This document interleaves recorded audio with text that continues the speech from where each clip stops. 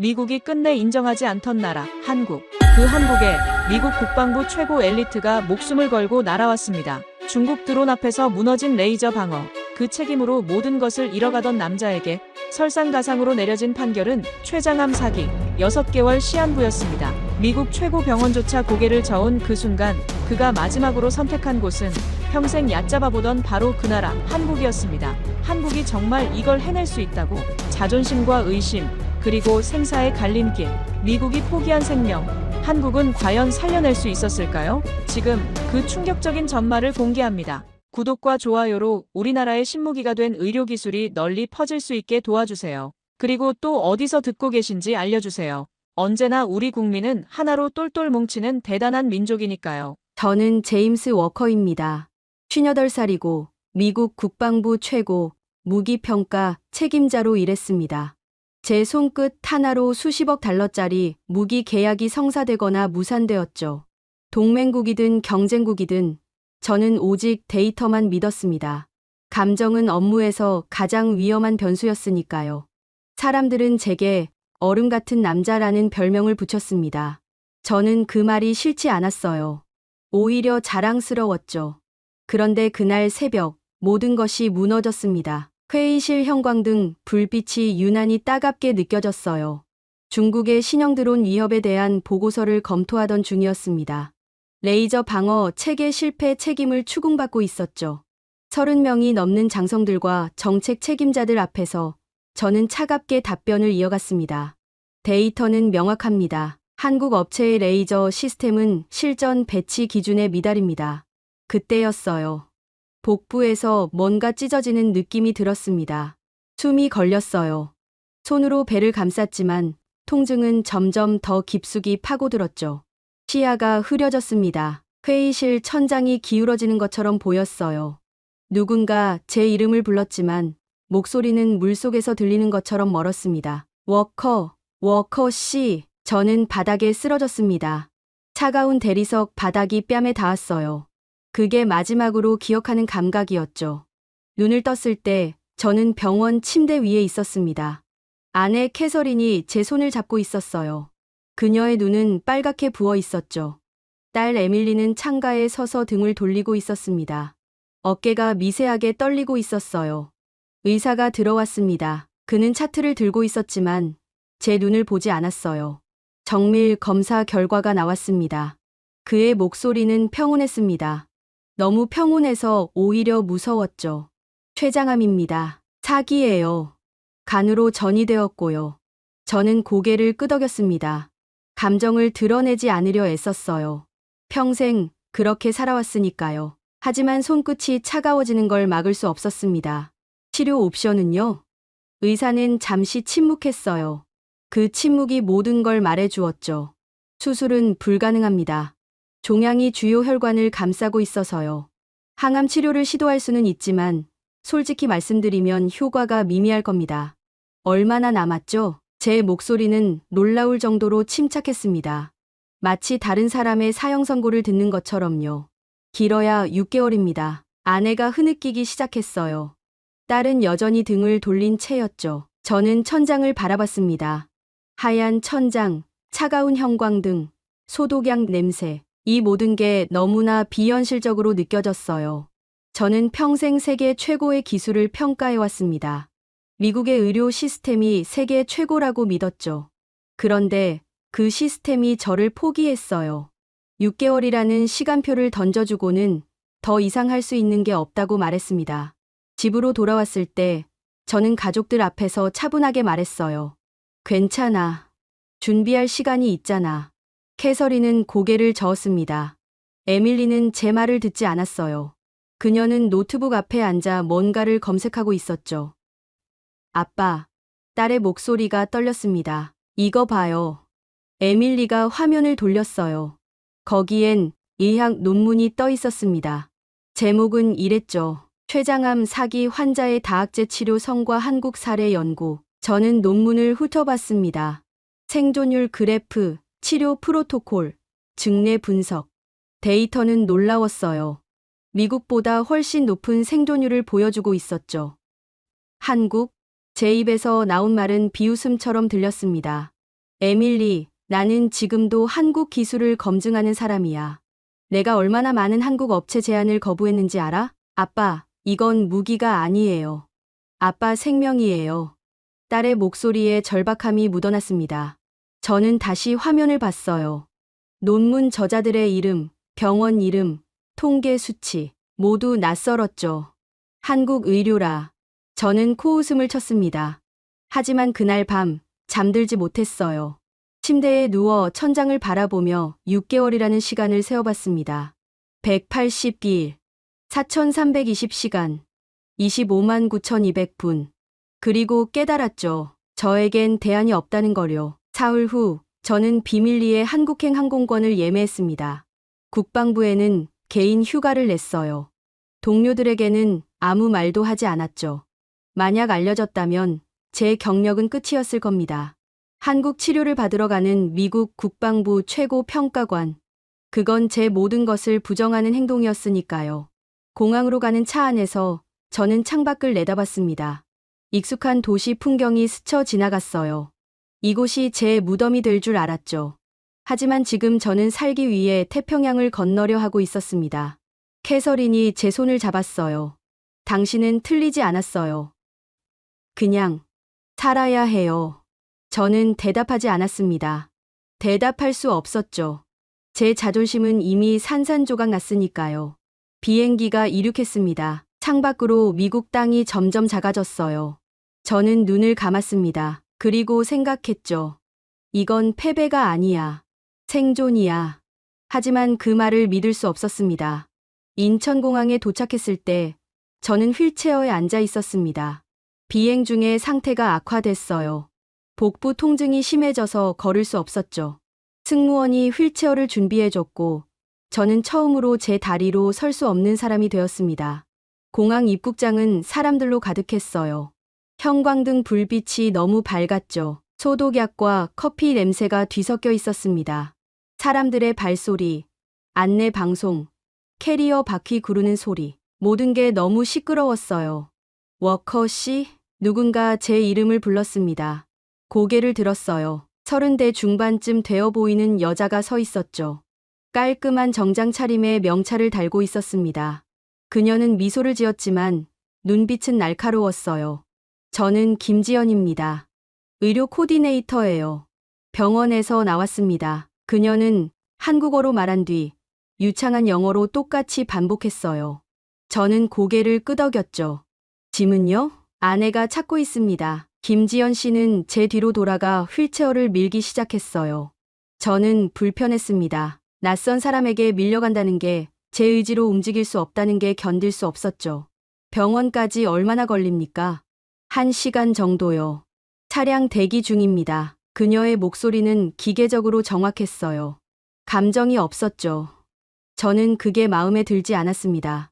제 의료 기록 다 이해하셨습니까? 미국 병원 자료가 꽤 복잡할 텐데요. 김지연 씨는 휠체어를 멈췄어요. 그녀가 제 앞으로 돌아와 무릎을 굽혔습니다. 눈높이를 맞춘 거죠. 워커 씨, 저희는 환자를 봅니다. 국적이 아니라요. 그녀의 눈빛은 차가웠어요. 하지만 적대적이진 않았죠. 그저 사실을 말하는 눈이었습니다. 저는 입을 다물었어요. 차량은 공항 밖에서 기다리고 있었습니다. 검은색 승합차였죠. 운전사가 내려와 제 휠체어를 접었고 저는 뒷좌석에 실려 올라갔어요. 캐서린과 에밀리가 옆에 앉았습니다. 차가 출발했어요. 창밖으로 낯선 도시가 펼쳐졌죠. 고층 빌딩, 네온 사인, 한글 간판, 모든 게 낯설었습니다. 저는 이 나라에 대해 아는 게 거의 없었어요. 아니, 알려고 하지 않았죠. 핸드폰이 울렸습니다. 미국 번호였어요. 보험사였죠. 워커 씨, 지금 어디십니까? 개인적인 일로 출국했습니다. 한국이라고 들었습니다. 치료받으러 가신 겁니까? 저는 입술을 깨물었어요. 그렇습니다. 전화기 너머로 한숨 소리가 들렸어요. 워커 씨, 한국 치료는 보험 적용이 안 됩니다. 게다가 그건 실험이에요. 검증되지 않은 프로토콜이죠. 돌아오세요. 미국에서 완화 치료를 받으시는 게 낫습니다. 완화 치료요? 제 목소리가 떨렸어요. 그건 죽음을 기다리라는 말 아닙니까? 현실을 받아들이셔야 합니다. 저는 전화를 끊었습니다. 손이 떨렸어요. 캐서린이 제 손을 잡았죠. 하지만 저는 그녀를 볼 수 없었습니다. 차는 계속 달렸어요. 도시 풍경이 점점 바뀌었죠.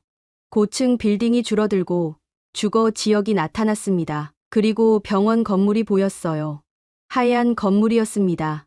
생각보다 컸죠. 입구에는 사람들이 드나들고 있었어요. 환자들, 보호자들, 의료진, 모두 바쁘게 움직이고 있었습니다. 차가 멈췄어요. 김지연 씨가 문을 열었죠. 도착했습니다. 저는 휠체어로 옮겨 탔습니다. 병원 입구로 들어가자 차갑고 건조한 공기가 얼굴을 스쳤어요. 소독약 냄새가 코를 찔렀죠. 로비는 조용했어요. 사람들은 있었지만 소란스럽지 않았습니다. 안내 데스크 직원이 고개를 숙여 인사했어요. 워커 씨, 이쪽입니다. 김지연 씨가 복도를 따라 휠체어를 밀었어요. 복도는 길었죠. 양옆으로 진료실 문이 보였습니다. 어디선가 기계음이 들렸어요. 엘리베이터를 타고 5층으로 올라갔습니다. 문이 열리자 종양내과라는 간판이 보였어요. 저는 숨을 깊이 들이마셨죠. 잠시 기다려주세요. 담당 교수님이 곧 오실 겁니다. 김지연 씨는 저를 대기실에 남겨두고 사라졌어요. 저는 혼자 앉아 있었습니다. 캐서린과 에밀리는 옆 의자에 앉았죠. 대기실은 텅 비어 있었어요. 창밖으로 도시가 보였습니다. 회색 건물들, 도로, 자동차, 낯선 풍경이었죠. 핸드폰이 다시 울렸습니다. 이번엔 전 직장 동료였어요.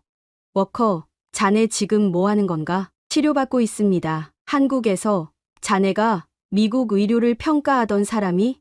그의 목소리엔 비웃음이 섞여 있었어요. 자네 경력 생각 안 하나? 이거 알려지면 끝이야. 자네가 한국 기술 깎아내린 게 얼마나 많은데. 저는 대답하지 않았습니다. 돌아와. 여기서 조용히 마무리해. 그게 자네한테 맞는 거야. 전화가 끊겼어요. 저는 핸드폰을 내려다봤죠. 화면이 흐릿하게 보였습니다. 아빠, 에밀리가 제 손을 잡았어요. 괜찮아요. 아빠는 살기 위해 여기 온 거예요.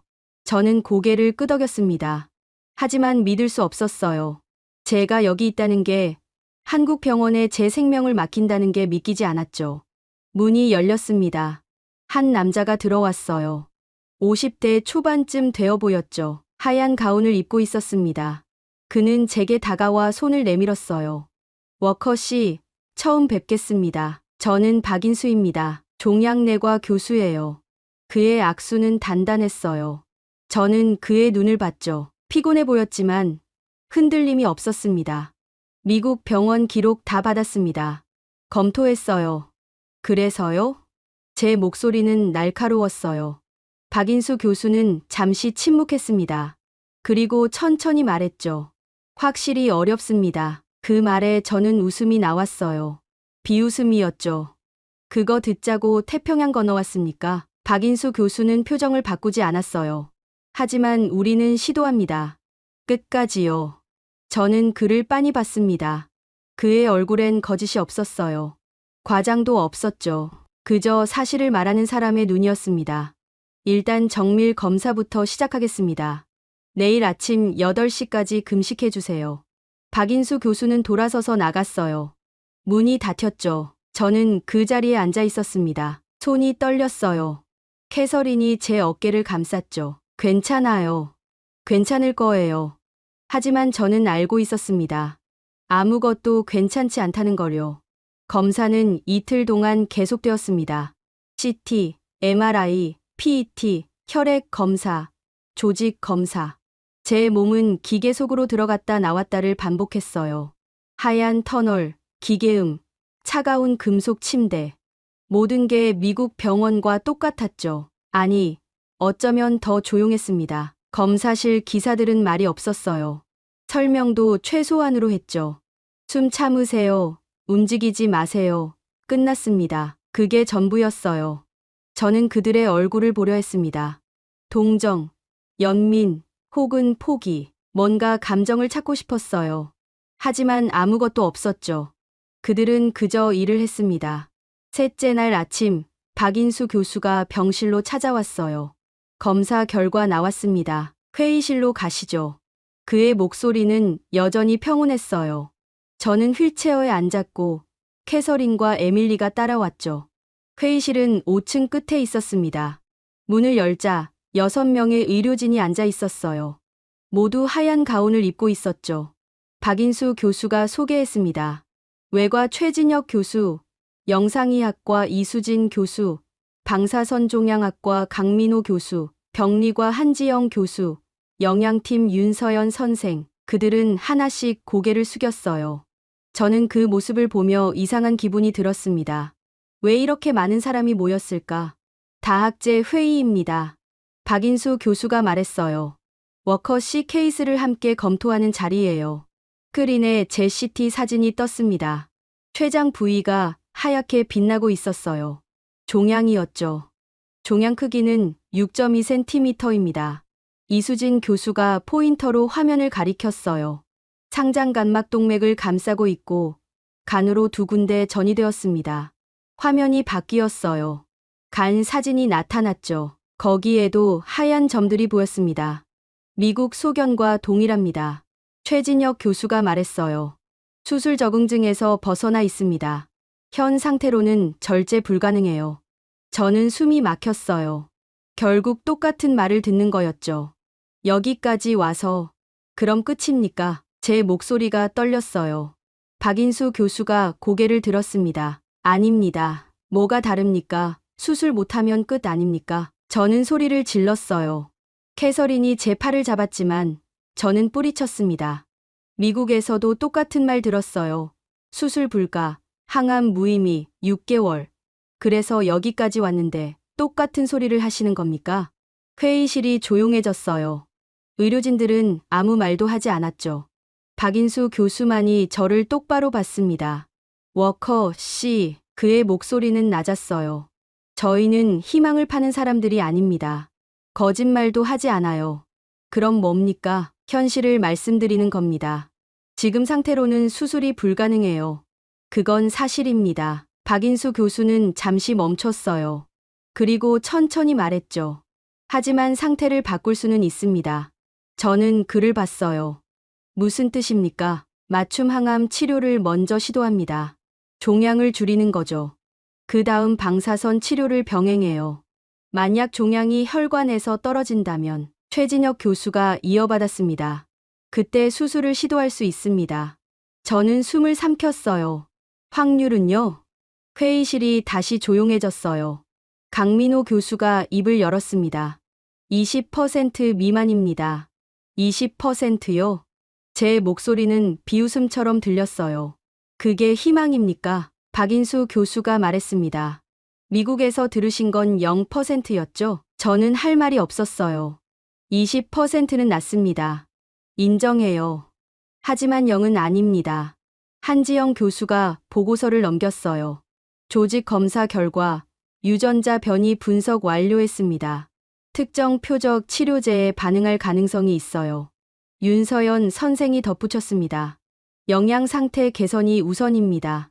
항암 치료 견디려면 체력이 필요해요. 그들은 차례로 말했어요. 각자의 영역에서 각자의 계획을. 저는 그 모습을 보며 깨달았습니다. 이 사람들은 포기하지 않았어요. 희망을 주지도 않았지만 포기도 하지 않았죠. 그저 할 수 있는 걸 하려는 거였습니다. 시작은 언제입니까? 제 목소리는 작았어요. 내일부터입니다. 박인수 교수가 서류를 건넸어요. 동의서입니다. 읽어보시고 서명해 주세요. 저는 서류를 받았습니다. 손이 떨렸어요. 부작용, 합병증, 실패 가능성. 서류엔 모든 위험이 적혀 있었죠. 숨기는 게 없었어요. 서명하시겠습니까? 박인수 교수가 물었습니다. 저는 펜을 들었어요. 그리고 제 이름을 썼죠. 제임스 워커. 그 순간 제 운명은 이 낯선 나라 사람들 손에 넘어갔습니다. 회의가 끝나고 저는 병실로 돌아왔어요. 창밖으론 해가 지고 있었습니다. 도시에 불이 켜졌죠. 에밀리가 제 옆에 앉았어요. 아빠, 괜찮아요? 저는 고개를 끄덕였습니다. 거짓말이었죠. 20%라도 있잖아. 그래, 저는 창밖을 봤어요. 저 멀리 산이 보였습니다. 어둠 속에서 윤곽만 희미하게 드러나 있었죠. 아빠는 평생 데이터를 믿었어. 제 목소리는 떨렸어요. 90% 이상만 믿었지. 20%는 실패나 다름없었어. 지금은요? 저는 대답하지 못했습니다. 그날 밤, 저는 잠들지 못했어요. 천장을 보며 생각했죠. 20%. 그게 제게 남은 전부였습니다. 미국에서는 0%였어요. 완전한 절망이었죠. 그런데 여기선 20%를 줬습니다. 희망이라고 부르기엔 너무 작았어요. 하지만 절망보단 컸죠. 저는 그걸 붙잡기로 했습니다. 다른 선택지가 없었으니까요. 새벽 5시 간호사가 들어왔어요. 워커 씨, 오늘부터 항암 치료 시작합니다. 준비해 주세요. 저는 일어나 앉았습니다. 몸이 무거웠지만 저는 침대에서 일어섰어요. 알겠습니다. 복도는 조용했어요. 어디선가 기계음이 들렸죠. 다른 환자들은 아직 자고 있을 시간이었습니다. 치료실 문 앞에 섰어요. 손잡이가 차가웠죠. 저는 문을 열었습니다. 그리고 들어갔어요. 20%의 세계로. 항암 치료는 생각보다 조용하게 시작되었습니다. 투명한 링거 주머니가 천천히 비워지는 걸 보며 저는 기다렸어요. 언제 고통이 올까? 언제 토할까? 언제 쓰러질까? 하지만 첫날은 아무 일도 없었습니다. 오늘은 괜찮으실 겁니다. 담당 간호사가 말했어요. 보통 이틀째부터 반응이 나타나죠. 그녀의 말이 맞았습니다. 이틀째 밤, 지옥이 시작되었어요. 구토가 먼저 왔습니다. 뱃속에서 뭔가 치밀어 올랐고 저는 화장실로 뛰어갔죠. 아무것도 먹지 않았는데 토했어요. 위액만 나왔습니다. 쓴맛이 목을 태웠죠. 1번, 2번, 3번. 셀 수 없을 만큼 토했어요. 변기를 붙잡고 앉아 있었죠. 몸이 떨렸습니다. 워커 씨, 간호사가 들어왔어요. 그녀는 제 등을 쓸어주었죠. 괜찮습니다. 다들 그래요. 하지만 괜찮지 않았어요. 사흘째 머리카락이 빠지기 시작했습니다. 베개에 머리카락이 묻어 있었어요. 손으로 머리를 쓸자 한 움큼이 빠졌죠. 저는 거울을 봤습니다. 낯선 얼굴이 있었어요. 핏기 없는 피부, 움푹 들어간 눈, 앙상한 뺨. 이게 저였을까요? 나흘째 통증이 왔습니다. 복부를 파고드는 통증이었어요. 칼로 찌르는 것 같았죠. 아니, 칼보다 더 날카로웠습니다. 숨을 쉴 수 없었어요. 진통제 드릴게요. 간호사가 주사를 놓았습니다. 하지만 통증은 사라지지 않았어요. 조금 무뎌질 뿐이었죠. 일주일째 검사 결과가 나왔습니다. 박인수 교수가 병실로 왔어요. 그의 표정이 굳어 있었죠. 종양 크기 변화 없습니다. 제 심장이 멈췄어요. 뭐라고요? 항암제에 반응하지 않고 있어요. 저는 웃음이 나왔습니다. 비웃음이었죠. 그럼 끝입니까? 박인수 교수는 고개를 저었어요. 약을 바꿉니다. 다른 조합을 시도할 겁니다. 그게 될 거라는 보장은요? 없습니다. 그의 대답은 냉정했어요. 하지만 거짓은 아니었죠. 하지만 해봐야 합니다. 저는 창밖을 봤어요. 비가 내리고 있었습니다. 회색 하늘, 빗소리, 모든 게 우울했죠. 계속하시겠습니까? 박인수 교수가 물었어요. 저는 대답하지 않았습니다. 대답할 수 없었죠. 그날 밤, 저는 혼자였습니다. 캐서린과 에밀리는 호텔로 갔어요. 병실에서 계속 있을 순 없었으니까요. 저는 그들을 보냈습니다. 병실은 어두웠어요. 복도 불빛만 희미하게 들어왔죠. 어디선가 기계음이 들렸습니다. 저는 천장을 봤어요. 이게 끝인가? 미국에서도 실패했고 여기서도 실패했습니다. 20%는 거짓말이었어요. 저에겐 애초에 희망 같은 게 없었죠. 통증이 다시 왔습니다. 진통제 시간이 지났거든요. 저는 이를 악물었어요. 간호사를 부르고 싶지 않았습니다. 새벽 3시였어요. 문이 열렸습니다. 누군가 들어왔어요. 하얀 가운을 입은 사람이었죠. 젊었습니다. 20대 후반쯤 되어 보였어요. 워커 씨, 깨어 계시네요. 그는 차트를 들고 있었어요. 전 이준혁입니다. 전공이에요. 저는 고개를 끄덕였습니다. 통증 심하시죠? 예, 진통제 드릴게요. 이준혁 씨가 주사를 준비했어요. 그의 손이 떨리지 않았죠. 능숙했습니다. 주사가 들어갔어요. 통증이 조금 가라앉았습니다. 고맙습니다. 제 목소리는 작았어요. 괜찮습니다. 이준혁 씨는 의자를 끌어다 앉았어요. 잠 못 주무시죠? 예, 이해합니다. 그는 차트를 내려놓았어요. 그리고 저를 봤죠. 무섭죠? 저는 대답하지 않았습니다. 저도 무섭습니다. 이준혁 씨가 말했어요. 환자분이 좋아지지 않으실 때요. 제가 뭘 놓친 건 아닌가 싶어서요. 저는 그를 봤어요. 왜 그런 말을 합니까? 사실이니까요. 그의 목소리는 담담했어요. 워커 씨, 저희가 만능은 아닙니다. 실패할 때도 있어요. 하지만요. 이준혁 씨는 잠시 멈췄습니다. 포기하진 않습니다. 저는 눈물이 날 것 같았어요. 참았죠. 고맙습니다. 천천히 주무세요. 제가 여기 있겠습니다. 뭐라고요? 새벽 회진이에요. 어차피 깨어 계실 것 같아서요.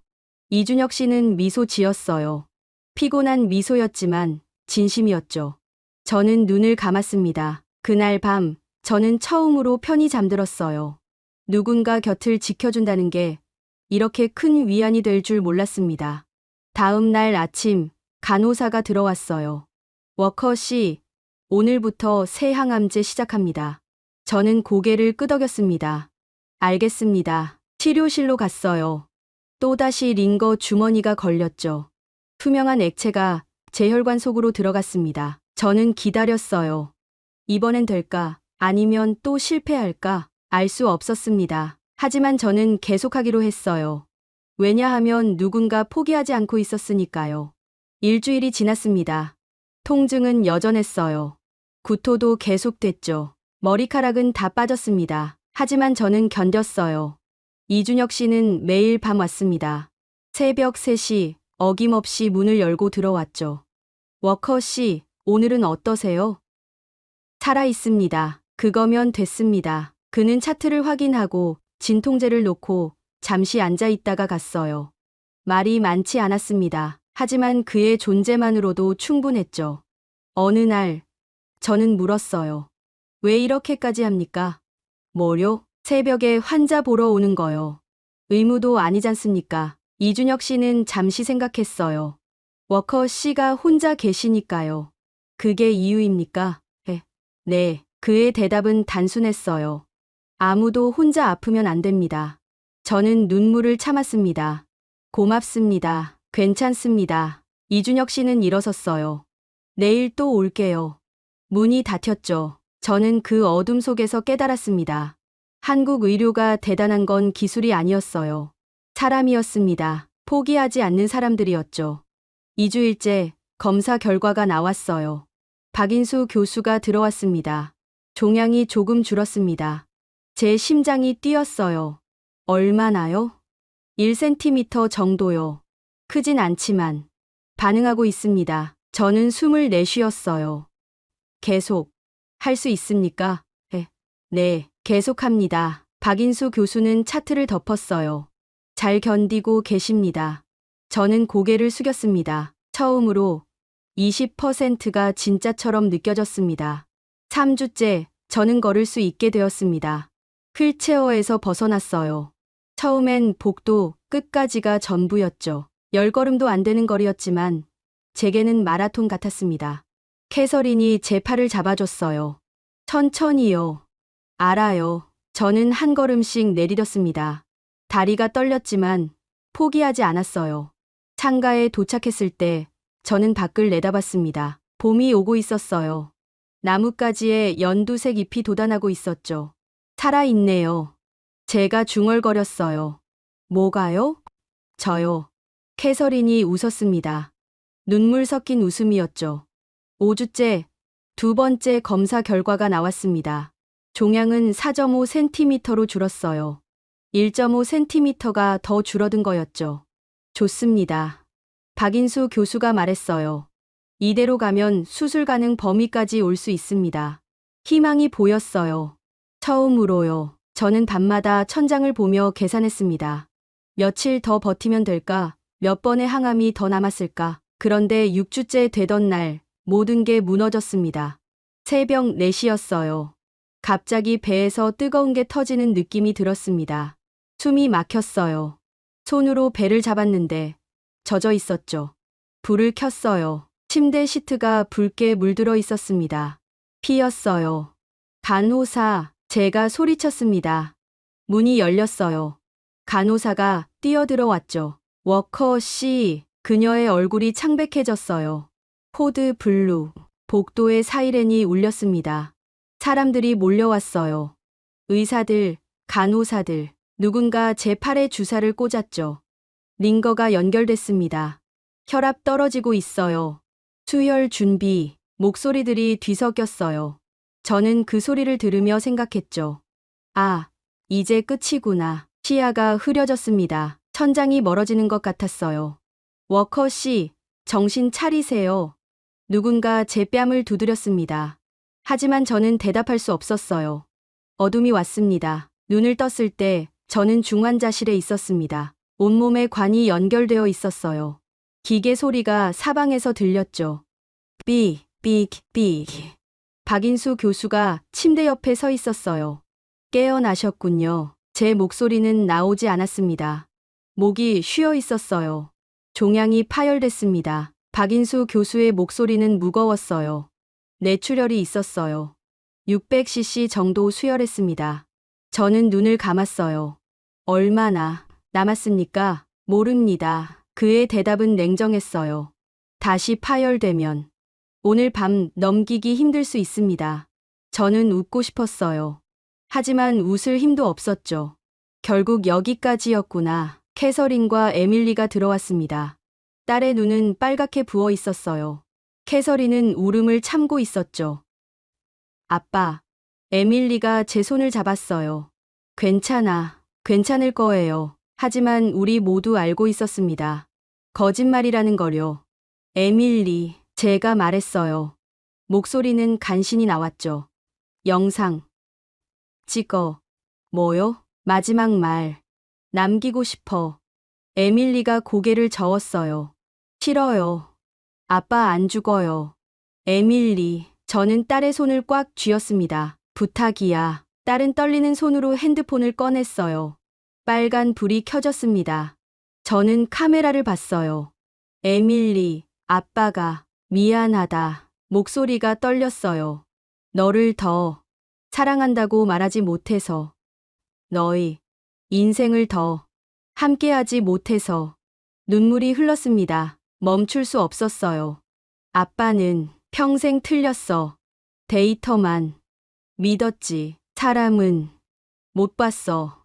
숨이 가빠졌습니다. 그런데 여기서 알았어. 숫자보다 중요한 게 있다는 걸. 저는 천장을 봤어요. 사람이었어. 포기하지 않는 사람들. 목소리가 끊겼습니다. 아빠 사랑해. 엄마도 사랑해. 그리고 저는 잠시 멈췄어요. 한국, 고마워. 그게 제가 할 수 있는 마지막 말이었습니다. 에밀리가 핸드폰을 내렸어요. 딸은 제 가슴에 얼굴을 묻고 울었죠. 캐서린이 제 머리를 쓰다듬었습니다. 당신, 아직 안 갈 거예요. 안 보내줄 거예요. 하지만 저는 알고 있었어요. 선택은 제게 없다는 거요. 그날 밤, 의료진이 모였습니다. 중환자실 밖 복도에서 회의가 열렸어요. 저는 유리 너머로 그들을 봤죠. 박인수 교수, 최진혁 교수, 이준혁 씨, 간호사들. 그들은 뭔가 격렬하게 이야기하고 있었어요. 손짓이 커졌죠. 누군가 고개를 저었습니다. 오래 걸렸어요. 1시간쯤 지났을까요? 마침내 박인수 교수가 들어왔습니다. 그의 얼굴은 굳어 있었어요. 워커 씨. 네, 응급 수술을 하겠습니다. 저는 눈을 떴어요. 뭐라고요? 지금 상태로는 다시 출혈되면 못 버팁니다. 그래서 지금 수술합니다. 하지만 종양이 아직 압니다. 박인수 교수가 끊었어요. 아직 충분히 안 줄었어요. 혈관도 완전히 떨어지지 않았죠. 성공 확률은 20%도 안 됩니다. 저는 숨을 삼켰어요. 그럼 왜요? 안 하면 0%니까요. 박인수 교수의 눈빛은 흔들리지 않았어요. 저희가 할 수 있는 걸 하겠습니다. 끝까지요. 저는 그를 봤습니다. 이 사람은 진심이었어요. 거짓말이 없었죠. 알겠습니다. 제가 말했어요. 하세요. 박인수 교수는 고개를 숙였습니다. 최선을 다하겠습니다. 수술 동의서가 왔어요. 저는 떨리는 손으로 서명했죠. 제임스 워커. 어쩌면 마지막이 될 서명이었습니다. 에밀리가 제 손을 잡았어요. 아빠, 꼭 돌아와요. 그럴게. 거짓말이었죠. 약속할 수 없었으니까요. 침대가 움직이기 시작했어요. 복도를 지나 수술실로 향했습니다. 형광등 불빛이 스쳐 지나갔어요. 천장, 벽, 사람들. 수술실 문 앞에 멈췄습니다. 최진혁 교수가 서 있었어요. 워커 씨, 12시간 걸릴 겁니다. 견디세요. 저는 고개를 끄덕였습니다. 문이 열렸어요. 차가운 공기가 얼굴을 스쳤습니다. 마취 의사가 다가왔어요. 숫자 10부터 거꾸로 세어보세요. 저는 눈을 감았습니다. 10, 9, 8. 의식이 흐려졌어요. 살 수 있을까? 그게 제 마지막 생각이었습니다. 어둠이었습니다. 깊고 차갑고 끝없는 어둠이었어요. 저는 그 속에 떠 있었습니다. 몸이 느껴지지 않았어요. 통증도 없었죠. 아무것도 없었습니다. 이게 죽음인가? 생각이 흘러갔어요. 붙잡을 수 없었죠. 그런데 멀리서 소리가 들렸습니다. 혈압 떨어져요. 수축기 70, 수혈 더. 목소리들이었어요. 급박했죠. 저는 그 소리를 따라가려 했습니다. 하지만 몸이 움직이지 않았어요. 워커 씨, 버티세요. 누군가 제 이름을 불렀어요. 저는 그 목소리를 알았습니다. 최진혁 교수였죠. 버티라고요? 저는 웃고 싶었어요. 어떻게요? 뭘 어떻게 하라는 겁니까? 종양 절제 시작합니다. 다른 목소리가 들렸어요. 혈관 분리 조심해요. 찢어지면 끝입니다. 알고 있어요. 목소리들은 차분했어요. 하지만 긴장감이 느껴졌죠. 시간이 흘렀습니다. 얼마나 지났을까요? 1시간, 2시간, 알 수 없었어요. 상장간막 동맥 노출됐습니다. 종양이 혈관을 감싸고 있어요. 완전히 붙어 있네요. 떼어낼 수 있습니까? 침묵이 흘렀어요. 시도해 봅니다. 최진혁 교수의 목소리였어요. 다시 시간이 흘렀습니다. 출혈, 흡인, 거즈. 목소리들이 빨라졌어요. 기계음이 커졌죠. 혈압 50. 안 돼. 더 떨어져요. 수혈 속도 올려요. 저는 어둠 속에서 그 소리들을 들었습니다. 포기하세요. 말하고 싶었어요. 이제 그만하세요. 하지만 목소리는 나오지 않았죠. 혈관 찢어졌어요. 누군가 소리쳤어요. 봉합, 시간 없어요. 지금 해야 해요. 최진혁 교수의 목소리가 울렸습니다. 모두 집중. 우리가 할 수 있어요. 침묵이 흘렀어요. 기계음만 들렸습니다. 삐. 봉합 완료. 누군가 말했어요. 혈압 회복 중입니다. 좋아요. 계속합니다. 최진혁 교수의 목소리였어요. 저는 그 목소리를 들으며 깨달았습니다. 이 사람들은 포기하지 않았어요. 제가 포기해도 이들은 안 했죠. 다시 시간이 흘렀습니다. 종양 분리 완료. 간전히 부위 절제 들어갑니다. 출혈 없습니다. 좋아요. 목소리들은 점점 안정됐어요. 8시간 지났습니다. 누군가 말했어요. 조금만 더. 최진혁 교수가 대답했어요. 저는 어둠 속에서 기다렸습니다. 이들을 믿기로 했어요. 절제 완료했습니다. 최진혁 교수의 목소리였어요. 림프절 확인합니다. 전이 없습니다. 좋아요. 봉합 시작합니다. 또 시간이 흘렀어요. 봉합 완료. 드레인 삽입. 수술 종료합니다. 침묵이 흘렀어요. 그리고 누군가 한숨을 쉬었습니다. 깊고 긴 한숨이었어요. 수고하셨습니다. 최진혁 교수의 목소리였어요. 모두 고생 많으셨어요. 저는 그 말을 들으며 생각했습니다. 끝났구나. 어둠이 깊어졌어요.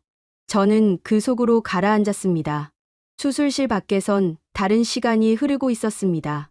캐서린과 에밀리는 대기실에 앉아 있었어요. 시계를 봤죠. 1시간, 2시간, 3시간. 창밖이 어두워졌습니다. 그리고 다시 밝아졌어요. 12시간이 지났습니다. 수술실 불이 꺼졌어요. 문이 열렸죠. 최진혁 교수가 나왔습니다. 수술복이 젖어 있었어요. 캐서린이 벌떡 일어났습니다. 어떻게 됐어요? 최진혁 교수는 마스크를 벗었어요. 그의 얼굴은 지쳐 있었죠. 성공했습니다. 에밀리가 주저앉았어요. 종양 완전 절제했어요. 간전이 부위도 제거했고요. 림프절 전이는 없었습니다. 캐서린이 울기 시작했어요. 하지만 최진혁 교수가 말을 이었어요. 아직 중환자실에서 지켜봐야 합니다. 출혈이 많았어요. 합병증 올 수 있어요. 그래도 살 수 있는 거죠? 에밀리가 물었어요. 최진혁 교수는 잠시 침묵했습니다. 최선을 다했습니다. 그게 그가 할 수 있는 대답이었어요. 저는 중환자실로 옮겨졌습니다. 온몸에 관이 연결되어 있었어요. 호흡기, 링거, 배액관, 심전도, 의식은 없었죠. 하지만 죽지 않았습니다. 첫날 밤, 열이 올랐어요. 39도. 간호사가 소리쳤어요. 감염 의심됩니다. 항생제가 투여됐습니다. 둘째 날, 혈압이 떨어졌어요. 쇼크 올 수 있어요. 승합제가 들어갔죠. 셋째 날, 부정맥이 왔습니다. 심박수 불규칙해요. 제세동기가 준비됐어요. 박인수 교수와 이준혁 씨는 밤낮 없이 중환자실을 지켰습니다. 포기하지 마세요. 이준혁 씨가 제 손을 잡고 말했어요. 여기까지 오셨잖아요. 저는 대답할 수 없었어요. 하지만 들렸습니다. 넷째 날, 열이 내렸어요.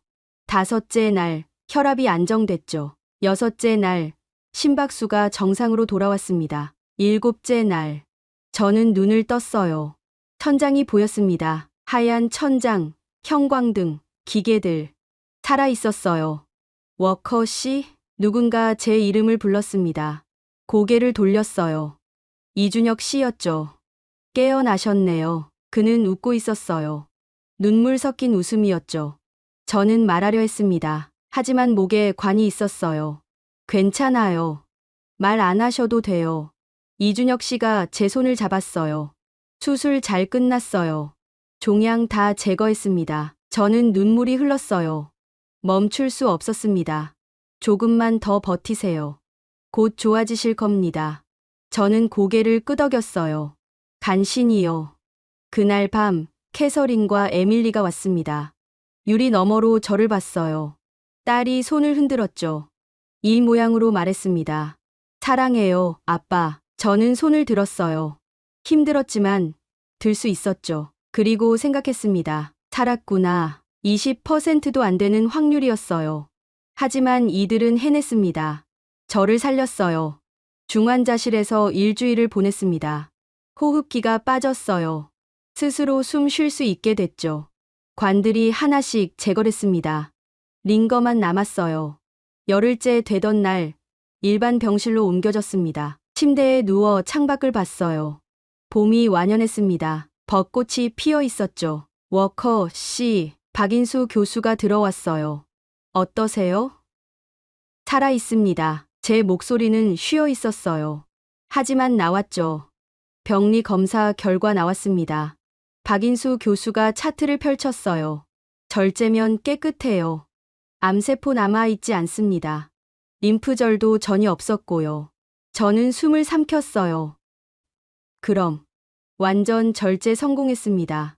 박인수 교수가 말했어요. 물론 재발 가능성은 있어요.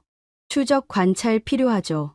하지만 지금은 암이 없습니다. 저는 천장을 봤어요. 눈물이 흘렀습니다. 고맙습니다. 제 목소리는 떨렸어요. 정말 고맙습니다. 박인수 교수는 고개를 숙였어요. 저희가 할 일을 했을 뿐입니다. 그는 돌아서서 나갔죠. 저는 혼자 남았습니다. 침대에 누워 울었어요. 오래 울었습니다. 2주일째 걷기 시작했어요. 처음엔 복도 끝까지였죠. 그 다음엔 계단을 내려갔습니다. 천천히 한 걸음씩요. 캐서린이 옆에서 걸었어요. 천천히요. 알아요. 우리는 병원 정원에 도착했습니다.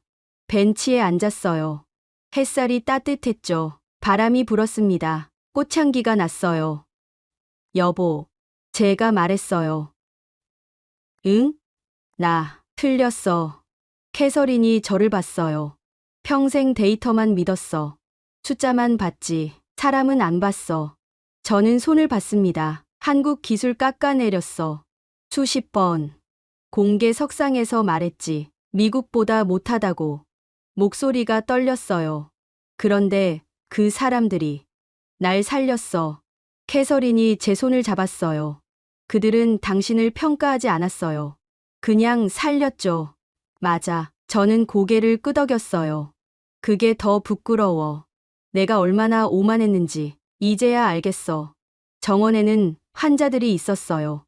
걷는 사람, 휠체어에 앉은 사람, 보호자와 대화하는 사람, 모두 살기 위해 싸우고 있었죠. 나도 이제 그들 중 하나야. 제가 중얼거렸어요. 3주일째 이준혁 씨가 마지막 회진을 왔습니다. 워커 씨, 다음 주면 퇴원 가능합니다. 정말입니까? 네, 회복 잘 되고 있어요. 이준혁 씨는 차트를 덮었어요. 미국 돌아가시면 정기 검진 받으세요. 6개월마다요. 저는 글을 받습니다. 선생님. 네, 고맙습니다. 새벽마다 와주셔서요. 이준혁 씨는 웃었어요. 괜찮습니다. 제 일이었어요. 아니에요. 제가 고개를 저었어요. 선생님은 의무 이상을 하셨어요. 저를 혼자 두지 않으셨죠. 이준혁 씨의 눈이 붉어졌어요. 워커 씨가 포기하지 않으셨으니까요. 선생님들이 먼저 포기 안 하셨잖아요. 저는 손을 내밀었어요. 정말 고맙습니다. 이준혁 씨가 제 손을 잡았습니다. 단단하게요. 건강하세요. 워커 씨, 선생님도요. 그는 돌아서서 나갔어요. 저는 그의 뒷모습을 보며 생각했죠. 이 사람들을 평생 잊지 못할 거야. 넷째 주, 퇴원 전날이었습니다. 박인수 교수가 왔어요. 손에 봉투를 들고 있었죠. 뭡니까? 의료비 명세서요. 저는 봉투를 받았습니다. 열어봤어요. 숫자를 봤죠. 이게 전부입니까?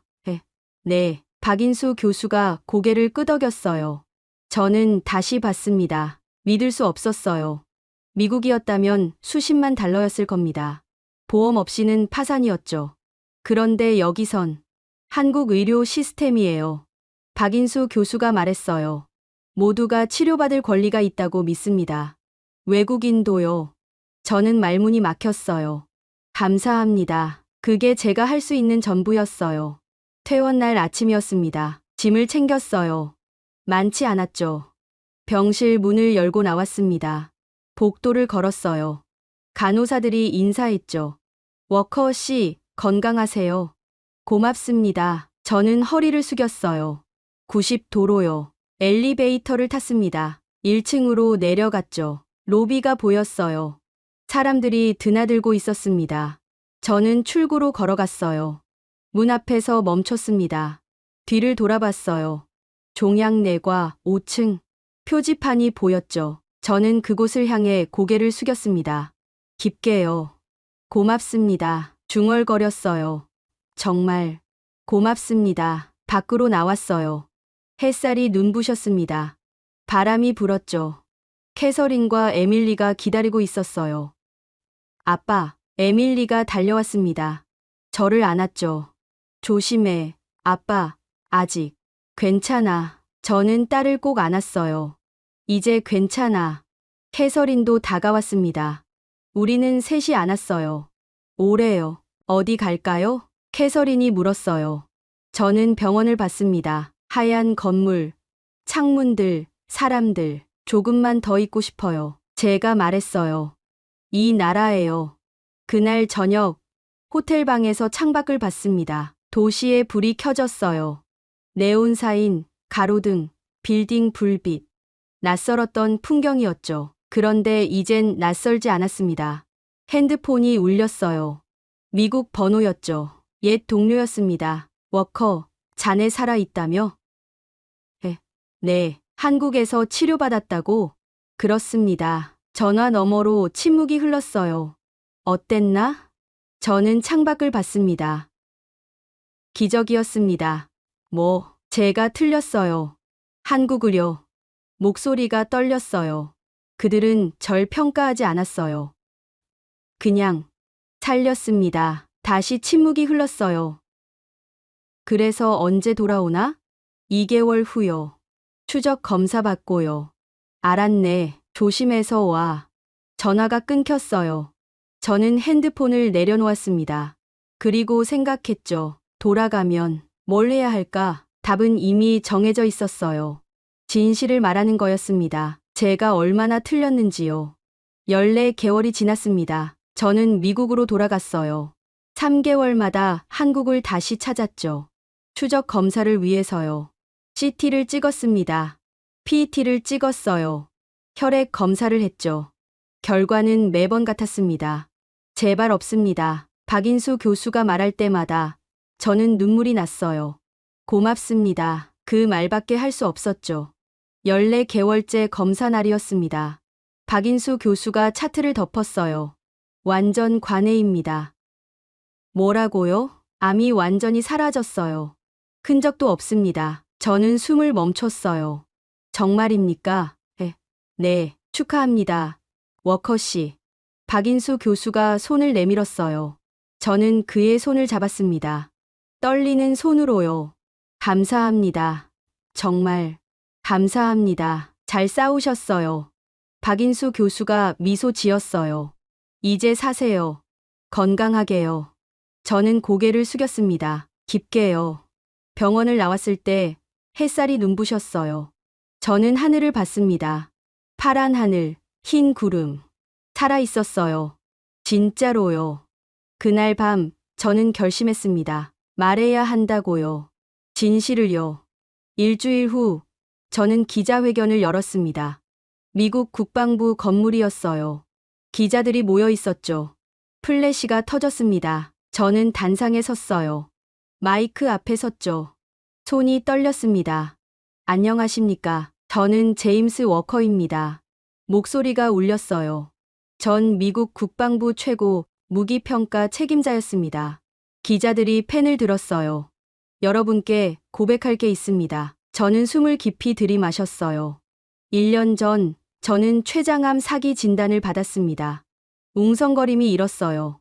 미국 최고 병원에서 6개월 시한부 판정을 받았죠. 수술 불가, 항암 무의미. 그게 제가 들은 말이었습니다. 저는 잠시 멈췄어요. 그래서 저는 한국으로 갔습니다. 플래시가 더 빠르게 터졌어요. 저는 평생 한국 기술을 평가했습니다. 공개 석상에서 여러 번 말했죠. 미국보다 못하다고. 목소리가 떨렸어요. 저는 틀렸습니다. 회견장이 조용해졌어요. 한국 의료진은 저를 포기하지 않았습니다.